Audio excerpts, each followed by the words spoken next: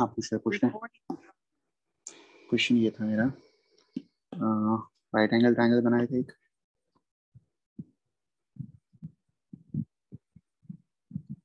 A B C ये angle है theta, ठीक है ना। ये थीटा है, ये 90 डिग्री है। मैंने क्या पूछा था? हाँ कॉस थीटा पूछा था क्या? Yes sir. एक मिनट, क्या कॉस थीटा पूछे थे ना? हाँ ठीक है। कॉस थीटा की वैल्यू कॉस ऑफ थीटा, ठीक है। हाँ कॉस थीटा की वैल्यू कहाँ क्या क्या होगी? क्या बेस एंड मतलब क्या किसका किसका हाइपोटेन्यूज। रेशियो? तो यहाँ पे बेस कौन सा है? ए बी ना। A B. बेस तो ये है बेस, ठीक है। और ये है परपेंडिकुलर, ठीक है ना। और ये हाइपोटेनस, ठीक है ना। तो यहाँ पे क्या रख लेंगे? बेस, बेस मतलब A B upon A C, ठीक है ना। सॉरी। अब यहाँ पे बताना, ए बी जो है वो ए सी से छोटा है? Yes sir. एक मिनट, एक सेकंड। सर हाइपोटेन्यूज हमेशा बड़ा रहता है तो एसी ए बी एसी से छोटा ही होगा। हाँ हाइपोटेनस हमेशा बड़ा होगा, हाइपोटेनस हमेशा परपेंडिकुलर बेस से बड़ा ही होगा। बराबर भी हो सकता है, ठीक है ना। बराबर भी हो सकता है स्पेशल केस में।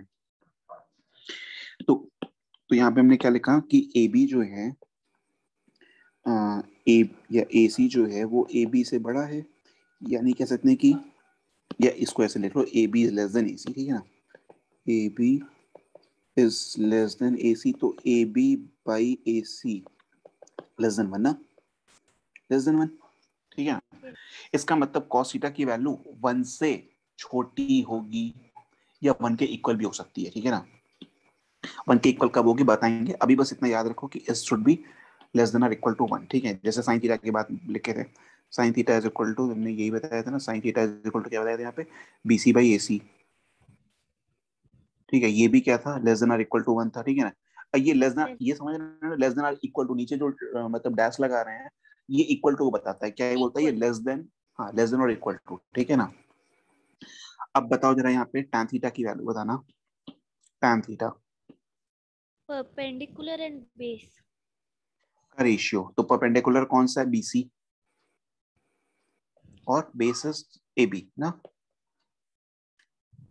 अब यस। ये बीसी और ए बी में तो कोई भी बड़ा हो सकता है, कोई भी छोटा हो सकता है, बराबर भी हो सकते हैं ये दोनों ना। यस। अब देखो यहाँ पे तीनों सिचुएशन पॉसिबल है, ठीक है। तीनों सिचुएशन यहाँ पे पॉसिबल है। मतलब बीसी जो है वो ए बी से बड़ा भी हो सकता है, बीसी ए बी के इक्वल भी हो सकता है, और बीसी ए सी से छोटा भी हो, ए बी से छोटा भी हो सकता है, ठीक है। ये सारी सिचुएशन पॉसिबल है। मतलब tan थीटा जो है ना, वो वन से बड़ा भी हो सकता है और वन से छोटा भी हो सकता है, और ठीक है वन ना। से इक्वल भी हो सकता हाँ वन के इक्वल भी हो सकता है, ठीक है ना। हाँ वन के इक्वल भी हो सकता है, वन के इक्वल भी हो सकता है, वन से बड़ा भी हो सकता है, वन से छोटा हो सकता है, ठीक है ना।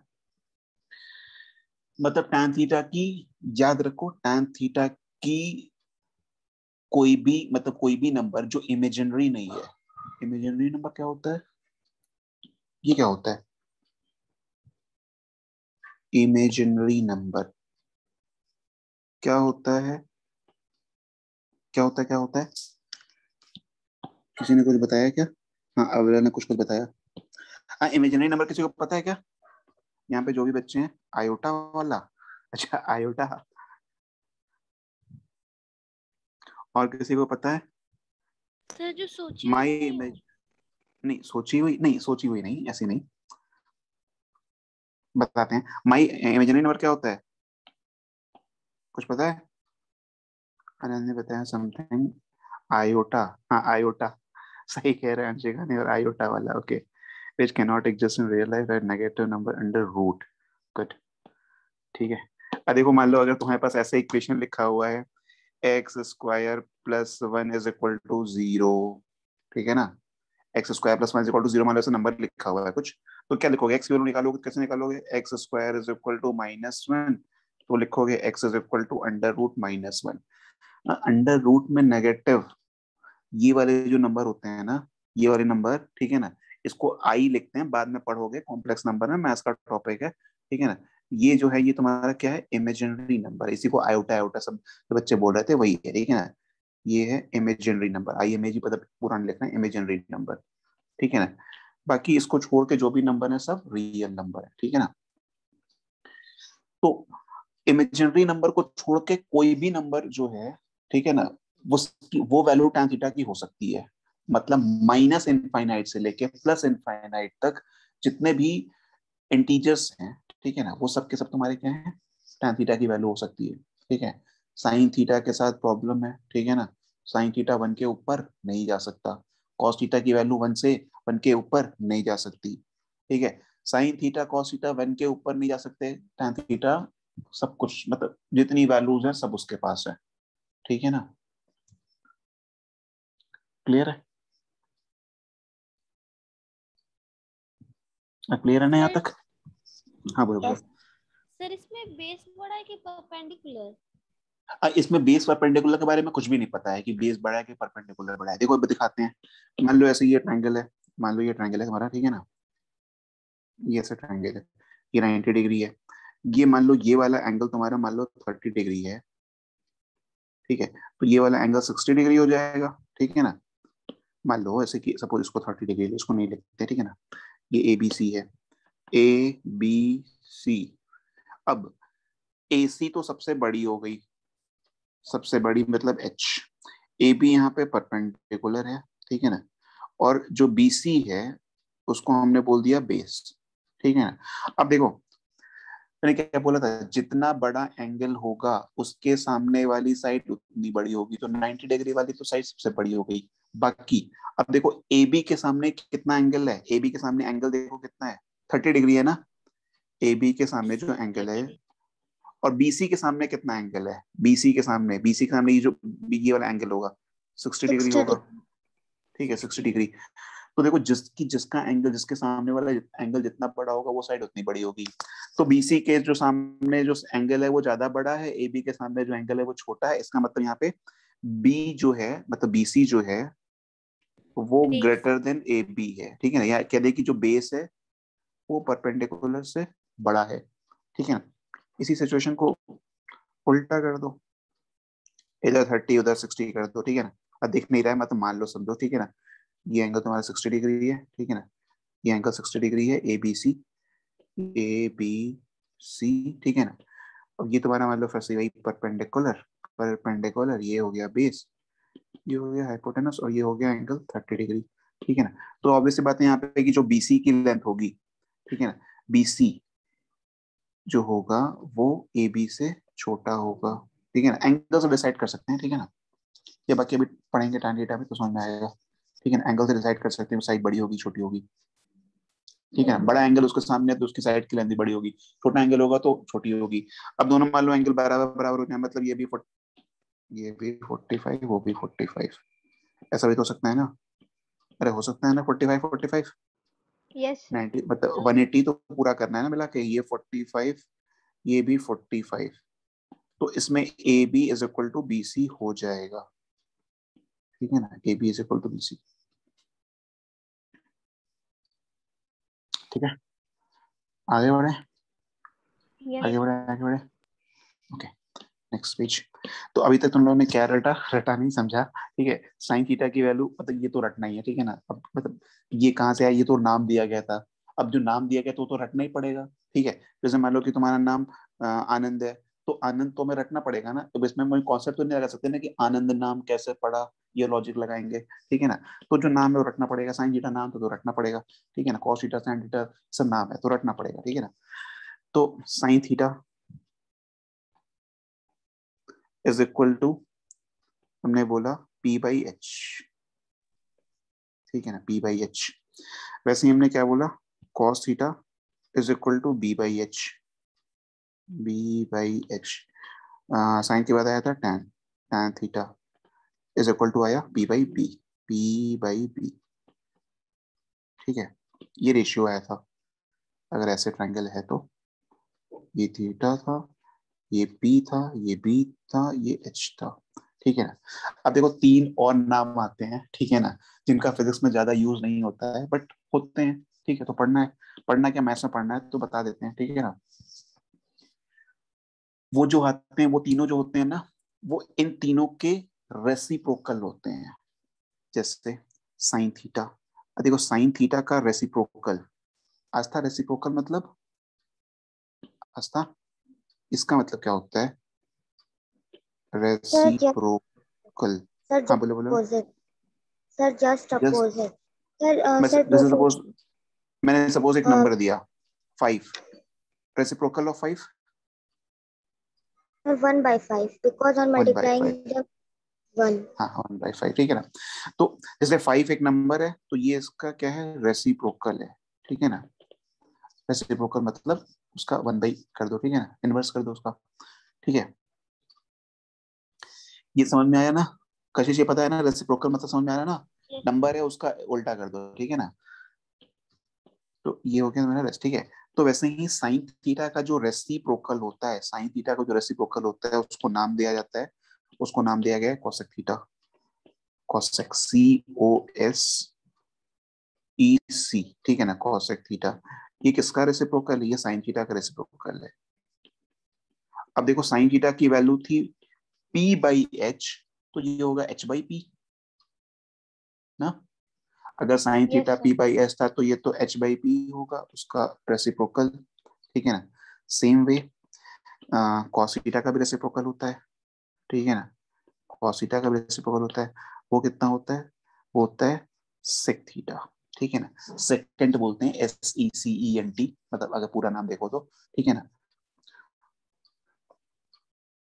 तो सेक थीटा किसका रेसिप्रोकल है, कॉस थीटा का, 1/cos थीटा।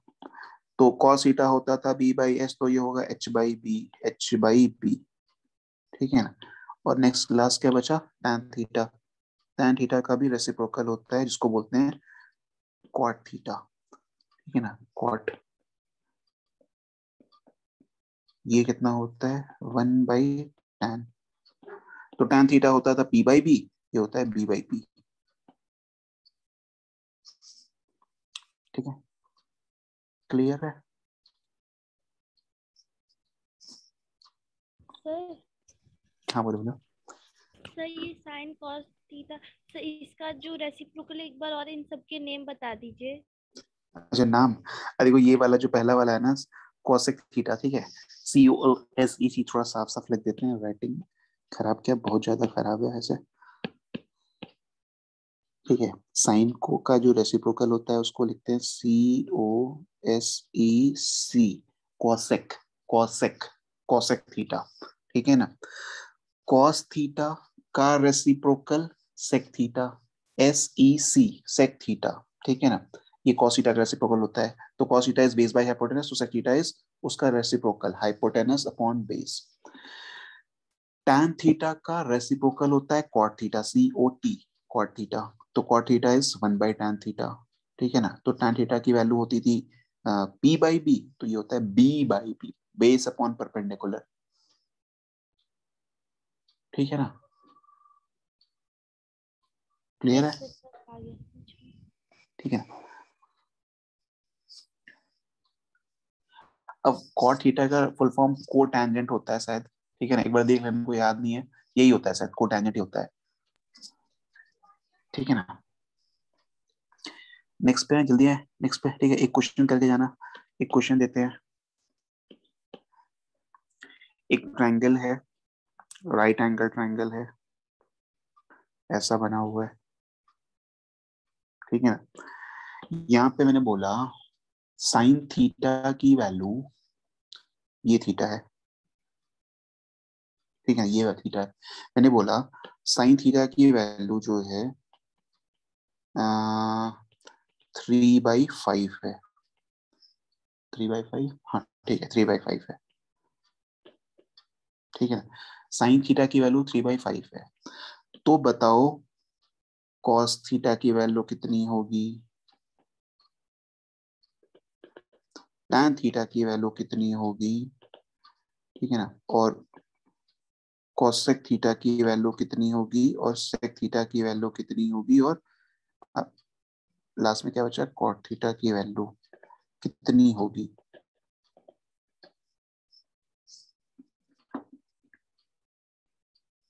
कैलकुलेट करके रखे हो, देखते हैं, चेक करते हैं।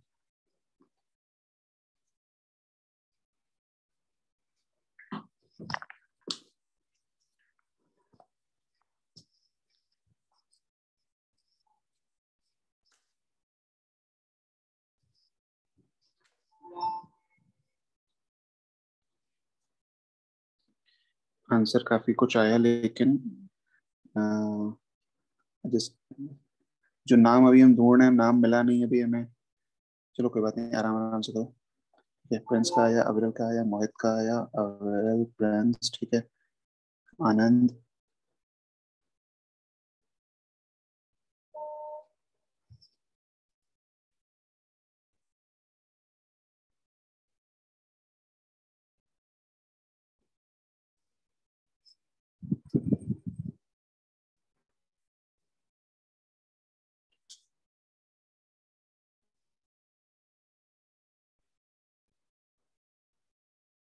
हाँ वैभव, ठीक है, ओके गुड।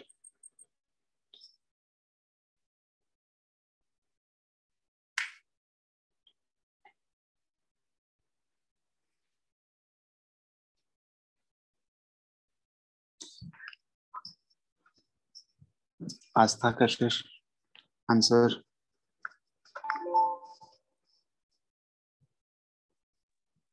सर ये समझ में आ रहा है, ये समझा दीजिए, फिर एक क्वेश्चन कर लेंगे। अच्छा ठीक है, हाँ ये बात सही बोले, एक क्वेश्चन पहले बताना चाहिए था। हाँ ठीक है, अरे को पढ़ाते तो भूल जाते हैं कि पुराने नए बच्चे भी यहाँ पे। देखो साइन थीटा की वैल्यू कितनी है, 3/5।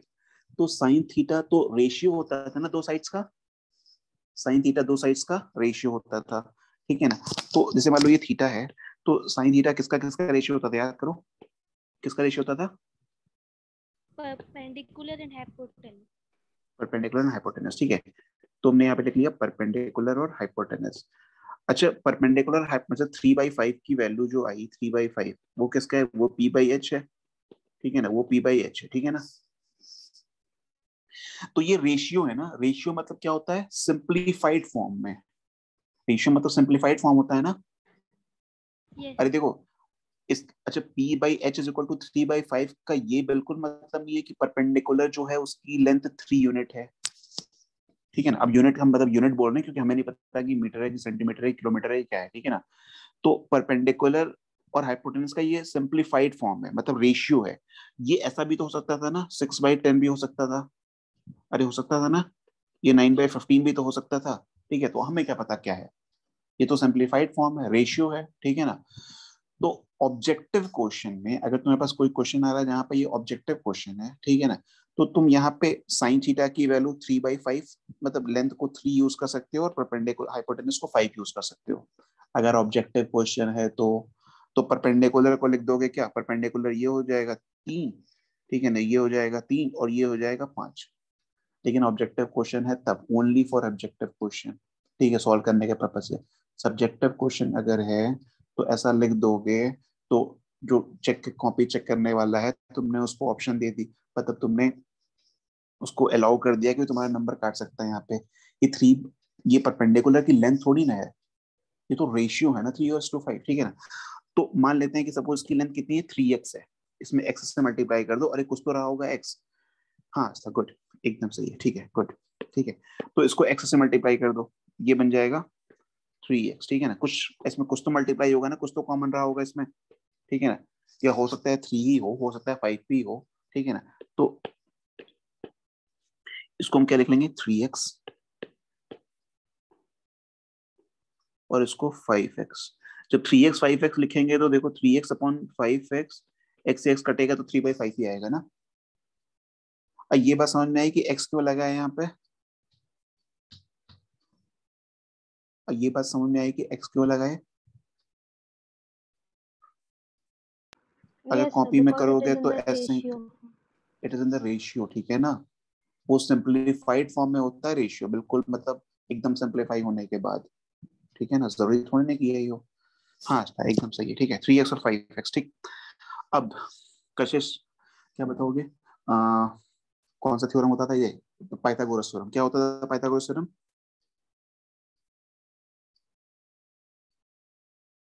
कशिश, पाइथागोरस थ्योरम क्या होता था? कुछ पाइथागोरस ने एक थ्योरम दिया था, पाइथागोरस मैथमेटिशियन का नाम था, क्या थ्योरम दिए थे? सर नहीं पता। अरे ये नहीं, अरे पाइथागोरस थ्योरम ये था ना, चलो ठीक, कोई बात नहीं। नहीं पता ये बोलना ज्यादा बेटर है, ठीक है ना, ये बोल देना ज्यादा बेटर है। पाइथागोरस ने ये कहा था कि एक ट्रायंगल है ए, राइट एंगल ट्रायंगल है, तो राइट एंगल ट्रायंगल में क्या होता है? परपेंडिकुलर होता है, बेस होता है और हाइपोटेनस होता है।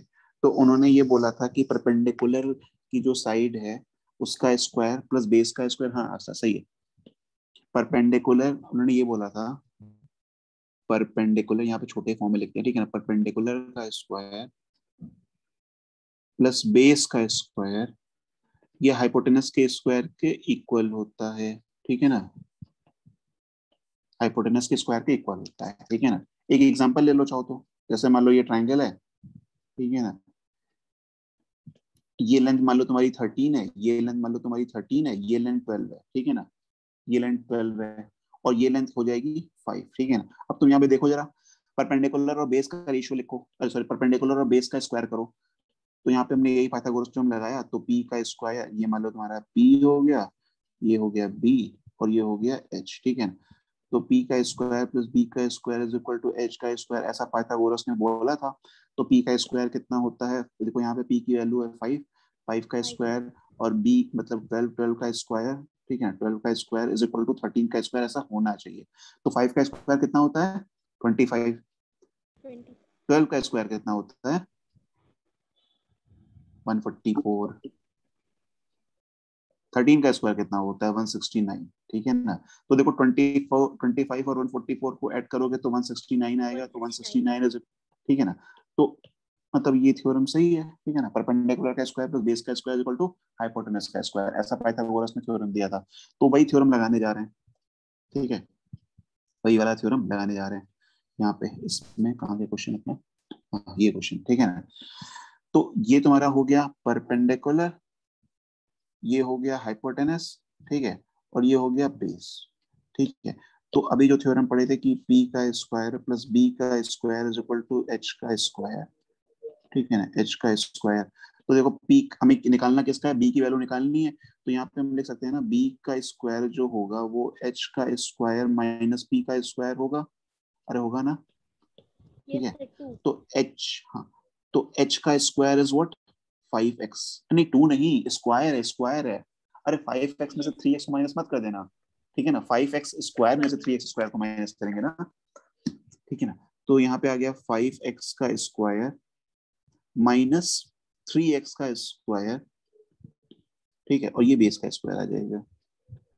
तो 5 स्क्वायर मतलब 25x square, 25x square minus 9x square, तो 25x square minus 9 square 16x square, 16x square, ये क्या था? b का स्क्वायर, ठीक है ना। अब अंडर रूट ले लेंगे दोनों तरफ, तो b इज इक्वल टू आ जाएगा 16 का अंडर रूट 4, एक्स स्क्वायर का under root x, b is equal to 4x। ये बात समझ में आई कि b को कैसे कैलकुलेट किया है? यस ठीक है ना, कर लोगे ना ऐसा क्वेश्चन अगर अभी आगे देंगे कभी तो, ठीक है, यस। तो नेक्स्ट क्लास में देंगे, ठीक है। b की वैल्यू 4x हो गई। अब तो तुम्हें कुछ करना थोड़ी था, cos थीटा का रेशियो होता था बेस और हाइपोटेनस का रेशियो, तो देखो बेस कितना है? 4x ना, बेस कितना है? 4x 4x अपॉन हाइपोटेनस तो 5x था, 5x। x से x कट जाएगा तो cos थीटा की वैल्यू आ गई 4/5। tan थीटा की वैल्यू क्या होती थी? Perpendicular upon base, perpendicular upon base, तो perpendicular is 3x, base is 4x, x से x कट गया तो कितना आया? 3/4, ठीक है। अब cosec थीटा निकालना थोड़ी ना है, साइन थीटा का उल्टा होता है, तो साइन थीटा 3/5 था तो ये 5/3 था। sec थीटा cos थीटा का उल्टा होता है, ठीक है, कहाँ गया sec थीटा? कहाँ गया कहाँ गया कहाँ गया? sec थीटा cos थीटा का उल्टा होता है, तो cos थीटा था 4/5, तो ये हो जाएगा उसका रेसिप्रोकल मतलब 5/4, ठीक है। और cot थीटा जो होता था वो tan थीटा का उल्टा होता था, तो ये 3/4 आया, तो ये 4/3, ठीक है। क्लियर है?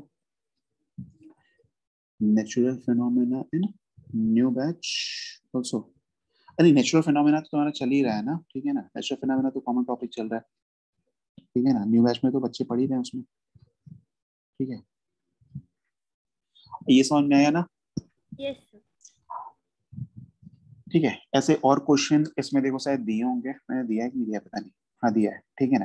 देखो इसमें और भी क्वेश्चन है, इसको प्लीज ट्राई करना, ठीक है। आज फ्राइडे है, सैटरडे संडे, देखो मंडे को तुम्हारी क्लास, मंडे को क्लास नहीं ले पाएंगे, ठीक है ना, फॉर ओल्ड एंड न्यू दोनों की बात कर रहे हैं।